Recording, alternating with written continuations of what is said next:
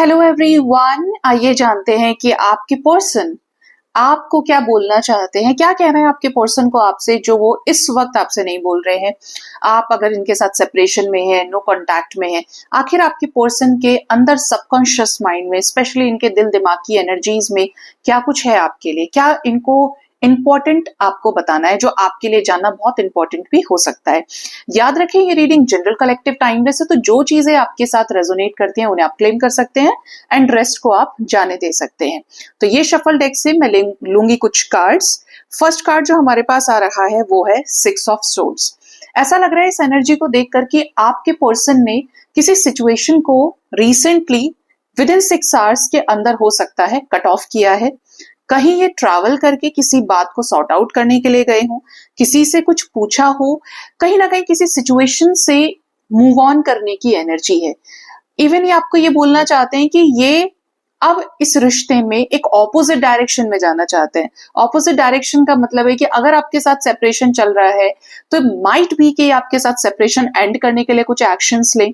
No contact है तो contact कर सकते हैं, स्पेशली जो अभी की सिचुएशन आपके रिश्ते में उसका ऑपोजिट। ठीक है, अगर रिश्ता बहुत पॉजिटिव चल रहा है, एकदम जलेबी के जैसा सीधा सीधा प्यार मीठा, तो इधर कुछ इश्यूज हो सकते हैं, बट इश्यूज की वाइब्स है नहीं। यहाँ पर हीलिंग की एनर्जी ज्यादा है कि अपने इमोशंस जिनको ये बैलेंस नहीं कर पा रहे थे उसको ये धीरे धीरे बेहतर कर रहे हैं, या समझ रहे हैं कि इनको किन चीजों के साथ डील करना है, कैसे एक्ट करना है, कैसे सिचुएशंस को हैंडल करना है जो आपके साथ में क्रिएट हो गई हैं। ठीक है, सेकेंड जो एनर्जी है हमारे पास है वो है पेज ऑफ कप्स की। मैंने आपको बोला कि जो वाइब्स हैं पॉजिटिव हैं। आपके पार्टनर आपसे ये कहना चाहते हैं कि ये बिल्कुल भी ना सोचें कि ये आपको भूल गए हैं या ये अब आपसे कोई कांटेक्ट नहीं करेंगे, इन्हें आपसे प्यार नहीं है, इनके दिल में आपके लिए जगह नहीं है। The answer is a big no, because इनके अंदर आज भी आपको लेकर वैसी की वैसी ही भावनाएं हैं। इतना हो सकता है या इतना हुआ है आपके रिश्ते में रिसेंट पास्ट में कि आप दोनों के बीच में कम्युनिकेशन की जो चेन है वो ब्रेक हुई है। आप दोनों के बीच में वैसा कांटेक्ट अब ना हो, वैसा मिलना जुलना नहीं है, सेपरेशन या कुछ ना कुछ थर्ड पार्टी इश्यूज की वजह से।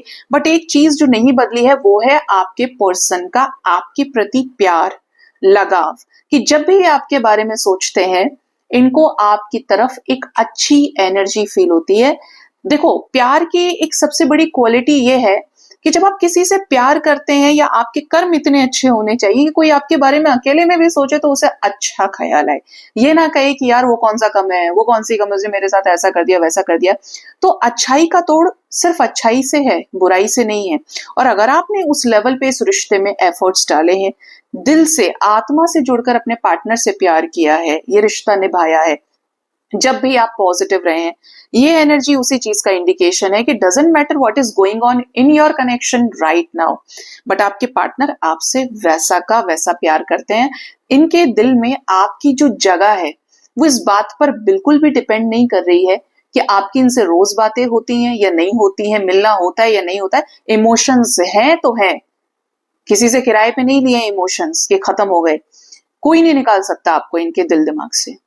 इनके सबकॉन्शियस माइंड में आपकी एनर्जी भरी पड़ी है, आपको लेकर प्यार की एनर्जी, जिसका इफेक्ट ये हो सकता है कि ये आपको आने वाले समय में बड़े ही स्वीट जेस्चर के साथ आपको एक्सेप्ट करें या ये आपके साथ इस रिश्ते को बेहतर करें।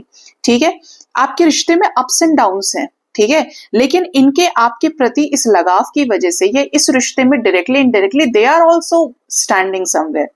इन्होंने गिव अप नहीं किया है इस रिश्ते में, तो ये इस रिश्ते को सुधारेंगे। ठीक है, थर्ड जो एनर्जी है वो है हर्मिट। आपके पार्टनर आपसे ये कहना चाहते हैं, बहुत सारी चीजों का आइडिया आपके पर्सन को पहले बिल्कुल भी नहीं था। कैसा आइडिया? जब आपको छोड़ा, जब आपसे दूरियां बनाई, रिलोकेट किया, घर छोड़कर चले गए, आपको छोड़ाए, धोखा देना शुरू किया, आपको ऐसा फील कराया अपने ही घर में कि आप इनके लिए मैटर नहीं करते हो। तो यहां पर सीधी सी एनर्जी है कि आपके जाने के बाद, आपसे दूर होने के बाद या कनेक्शन में कुछ इमोशंस फ्लक्चुएट होने के बाद में आपके पार्टनर को बहुत सारी समझ आई है, बहुत सारी समझ आपके पर्सन की विकसित हुई है। क्यों?